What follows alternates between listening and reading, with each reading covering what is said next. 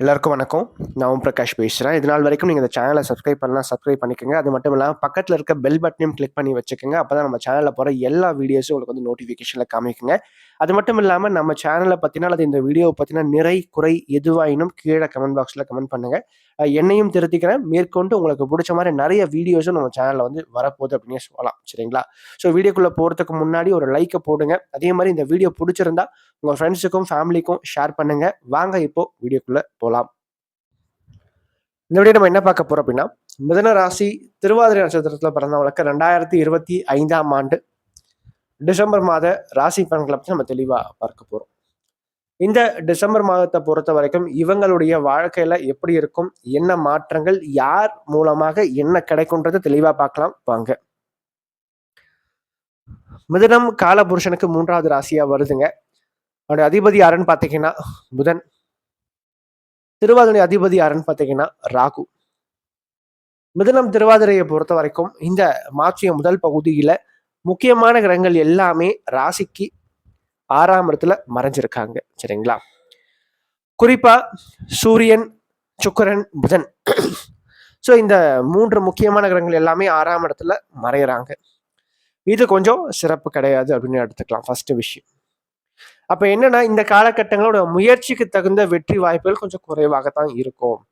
அப்போ அதிர்ஷ்டத்தை நம்பாம உடல் உழைப்பையும் ஹார்ட் ஒர்க்கையும் நீங்க நம்பினீங்கன்னா கண்டிப்பா ஜெயிக்க முடியும். ஏன்னா 10ல சனி. பொதுவா 10ஆம் இடமான தொழில் ஸ்தானத்துல சனி உட்காந்துட்டாவே வேலை, தொழில், உத்தியோகம் சார்ந்த விஷயங்கள்ல கொஞ்சம் கஷ்டத்தை கொடுப்பார். ஒரு பிடிக்காத ஒரு சூழ்நிலை அல்லது உங்களுக்கு சாதகமற்ற ஒரு சூழ்நிலையில பணிபுரிகின்ற ஒரு தன்மையை கொடுப்பார். சில பேருக்கு பார்த்தீங்கன்னா, நீங்க எந்த அளவுக்கு வேலை செய்யணும் அந்த அளவுக்கு தான் எஃபர்ட், அதாவது எந்த அளவுக்கு எஃபர்ட் போறீங்களோ அந்த அளவுக்கு தான் உங்களுக்கு லாபம், ஏற்றம் கிடைக்கும். ஒரு சிலருக்கு இந்த காலகட்டங்கள்ல வந்து பார்த்தீங்கன்னா, வேலை இழப்பு சார்ந்த விஷயங்கள், வேலை ரீதியாக பிரச்சனைகள் ஏற்படுறது, இது போன்ற காரியங்களையும் சில பேருக்கு இந்த சனி பகவான் ஏற்படுத்தி கொடுப்பார் அப்படின்னே சொல்லலாம். ஏன்னா ராசிக்குள்ள குரு வக்ரம். ராசிக்கு 10ஆம் இடத்துல சனி. அப்ப என்ன பண்ணணும்? இந்த காலகட்டங்கள்ல இதுநாள் வரைக்கும் நீங்க வந்து வீணடித்த நேரத்தை விட்டுருங்க. இனிமேல் வந்து பார்க்கும்போது கொஞ்சம் ஹார்ட் ஒர்க், எஃபர்ட் அதிகமா போடணும். நீங்க எந்த பொசிஷன்ல இருந்தாலும் சரி, எந்த இடத்துல வேலை செஞ்சாலும் சரிங்க, அதிகமா உடல் உழைப்பு, அதிகமா ஹார்ட் ஒர்க் பண்ணீங்கன்னா, கண்டிப்பா நீங்க எந்த வேலை, எந்த உத்தியோகத்துல இருந்தாலும் ஜெயிக்க முடியும். முன்னுக்கு வர முடியும். நிலைமைய உங்களால மாற்றிக்கொள்ள முடியும். சரிங்களா? அதே மாரி மாற்றிய முதல் பகுதிய பொறுத்தவரைக்கும் கொஞ்சம் சாதகமாக இல்ல. ஆனா 2வது பகுதி நல்ல ஏற்றங்கள் கண்டிப்பாக காத்துக்கிட்டு இருக்கு.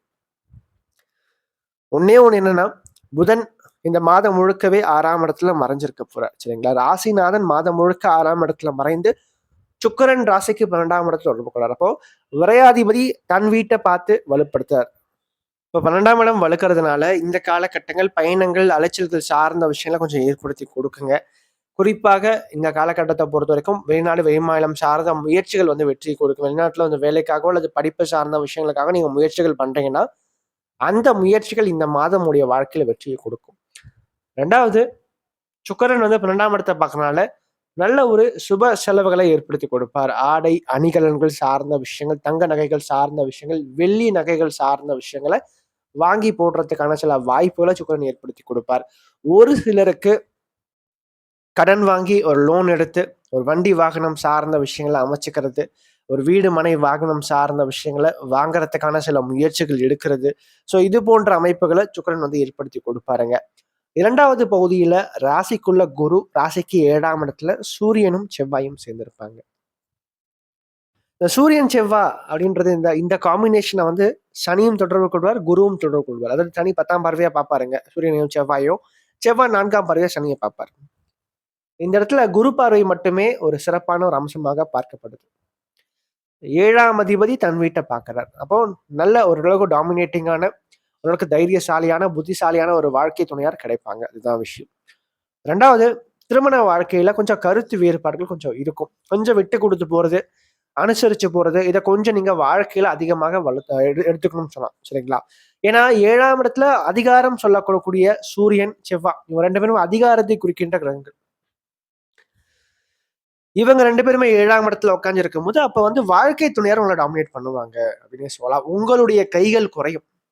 சரிங்களா? நீங்க எடுக்கிற முடிவுகள் சரியாக இருக்காது. ஸோ முடிஞ்ச வரைக்கும் உங்க லைஃப் பார்ட்னர் கிட்டயோ, அல்லது கணவன் அல்லது மனைவி கிட்டேயோ அல்லது காதலன் அல்லது காதலி கிட்டேயோ நீங்க ஒரு செயல் செய்ய போறீங்கன்னா அவங்க கிட்ட ஒரு வாட்டி பேசிட்டு அவங்களுடைய கருத்து என்னன்னு சொல்லி கேட்டுட்டு அதன் பிறகு அந்த காரியத்தை செயலாற்றுறது சிறப்பா இருக்கும். இந்த இடத்துல என்னன்னா ஈகோ அப்படின்ற ஒரு விஷயம் தான் கிளாஷ் ஆகும் குடும்ப வாழ்க்கையை பொறுத்த வரைக்கும். அப்போ எப்பவுமே நல்லா தெரிஞ்சுக்கங்க, வாழ்க்கை துணையார்கிட்ட மட்டும் ஈகோ பார்க்காதீங்க வாழ்க்கையில. அதை மட்டும் நீங்க தெளிவா தெரிஞ்சுக்கங்க. சரிங்களா? 2வது, ராசிக்கு பாக்கியத்துல ராகு 3ஆம் இடத்துல கேதுங்க. அதாவது கேதுவுக்கு வீடு கொடுத்தவர் குருவினுடைய பார்வையில சிவராஜ யோகத்துல இருக்கார் சூரியன். சரிங்களா? அப்ப அரசால் ஆதாயம், அரசு சம்பந்தப்பட்ட காரியங்கள்ல வெற்றி வாய்ப்பு அப்படின்றது அதிகமாக இருக்கு. குறிப்பா அரசு வேலைக்காக முயற்சி செய்யறவங்களுக்கு இந்த காலகட்டங்கள் அதற்கான வாய்ப்புகள் பிரகாசமா இருக்கும். சுய ஜாதகம் நல்ல தசாபுகி நடக்கும் போது கண்டிப்பாக இந்த காலகட்டங்கள் உறுதியாக அரசு வேலை சார்ந்த விஷயங்கள், அரசு சம்பந்தப்பட்ட காரியங்களை வெற்றியை கொடுக்கும். அதே மாதிரி 5ஆம் இடத்தையும் பாக்கியத்தில் ஒரு ராகுவையும் குரு பகவான் தொடர்பு போனால ஆன்மீகம் சம்பந்தப்பட்ட விஷயங்கள்ல ஈடுபாடுகள் அதிகரிக்கும். குலதெய்வ அனுகிரகம் சார்ந்த விஷயங்கள், குலதெய்வ வழிபாடுகள் சார்ந்த விஷயங்கள் வெற்றியை கொடுக்கும். புனித யாத்திரைகள், நல்ல மகான்களுடைய ஆசீர்வாதங்களை பெறது, இது போன்ற விஷயங்கள் வெற்றியை கொடுக்கும். அதற்கடுத்து மாணவ மாணவிகளை பொறுத்த வரைக்கும் 4ஆம் இடத்தை சனி பார்க்கிறார். 4ஆம் அதிபதி 6ல மறைகிறார். படிப்புல கொஞ்சம் மந்தம் தான். எக்ஸாம்ஸுக்கு நீங்க ஏதாச்சும் ப்ரிப்பேர் பண்ணா கூட இந்த காலகட்டங்கள்ல கொஞ்சம் டல் அடிக்கும். அப்புறம் படிச்சுக்கலாம் தள்ளி தள்ளி தள்ளி போட்டுட்டு கரெக்டா எக்ஸாம் கிட்ட படிப்பீங்க.